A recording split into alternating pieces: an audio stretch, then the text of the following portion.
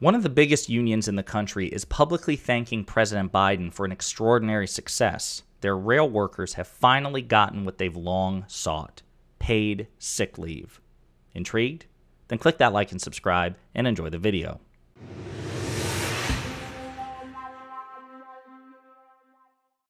So we have great news. News that, is probably going to get buried when you consider the media ecosystem in which a former president and potential future president has been federally indicted. The son of the current president, a civilian son who has never held any sort of government position, is nonetheless being investigated for the 10 millionth time. And then we have a submarine with a billionaire and a couple of others who sank to the bottom of the ocean in an attempt to see the Titanic. Lots of relevant, but very often sensationalist news. So this story, which is pretty wholesome, but not particularly sexy, might get buried beneath all these headline news stories. That's why we need to talk about it, because in terms of political success, in terms of success for labor, in terms of success for unions, in terms of success for workers who desperately needed it, this is a really wholesome story. So the International Brotherhood of Electric Workers just announced that after months of negotiation, their workers who work for, I think, the four biggest rail yards or rail lines in the country finally got something that they hadn't had before: paid sick leave. Paid sick leave. And in the process of issuing the statement, they repeatedly and publicly and explicitly thanked President Biden, the Biden administration, and certain progressive legislators like Senator Bernie Sanders. This is huge. So, after months of negotiations, the IBEW, the union in question, their railroad members at four of the largest U.S. freight carriers finally have paid sick days. This is a big deal, said the Railroad Department Director Al Russo, because the paid sick days issue, which nearly caused a nationwide shutdown of freight rail just before Christmas back in December, which was huge, right? It was all over the news, whether or not Biden would preside over, an unprecedented rail strike that we hadn't seen in a long time.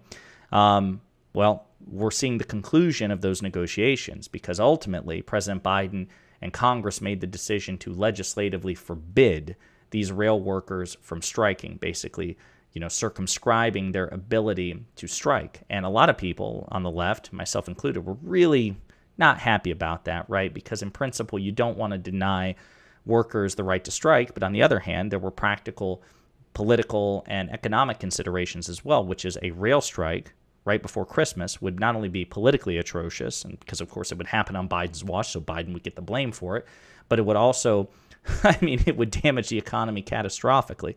So Biden made the tough decision where he was like, listen, if we can't get these negotiations to go our way in the time being, and it looks like it's heading towards a strike, then we just have to take the strike off the table.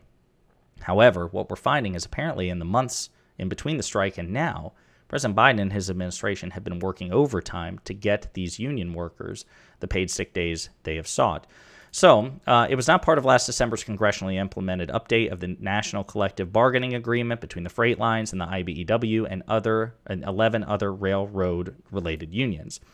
We're thankful that the Biden administration played the long game on sick days and stuck with us for months after Congress imposed our updated national agreement, Russo said. Without making a big show of it, Joe Biden and members of his administration in the transportation and labor departments have been working continuously to get us paid sick days for all railroad workers. So they're very happy about this. They also thank Senator Bernie Sanders as well. Russo is grateful that Sanders stepped in. We truly compliment his effort to bring dignity to workers in the rail industry. Without it, we very likely would not have gotten what we have gained today.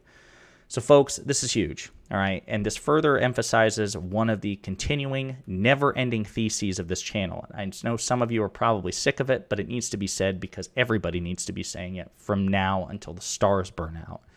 In the United States, we have a duopoly. You have effectively a choice between the Democratic Party and the Republican Party. Neither of these parties are faultless. Neither of these parties are flawless. They are both imperfect.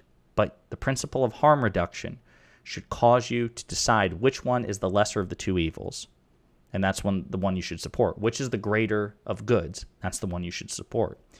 The Republican Party is not a serious governing party.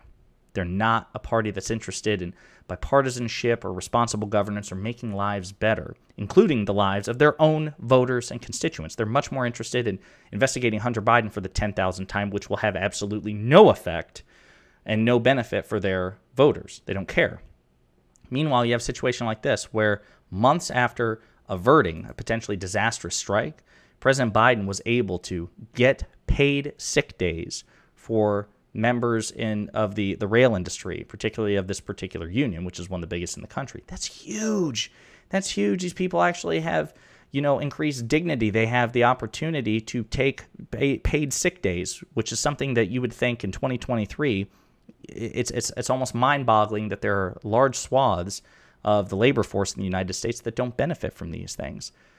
Well, a lot of us thought, especially after what happened in December, that this would just quietly slip under the radar and it would be something that Democrats would campaign on, right? That we need to address this issue, so vote for us, and that no gains would actually be made.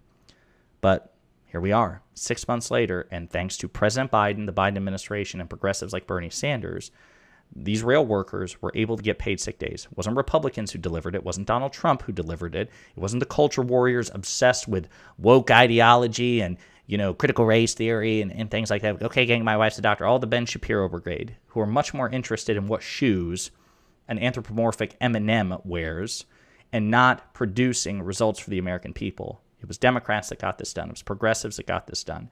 And we need to be shouting this from the rooftops because it's yet another example in the endless list of examples that for all their faults, the Democratic Party is objectively superior at governing and producing results for the American people. That's a fact. If you disagree, you're wrong or you're ignorant or both. But hopefully stories like this and these will really motivate you to turn up for Democrats in the next election cycle if you're an eligible voter, because we desperately need it.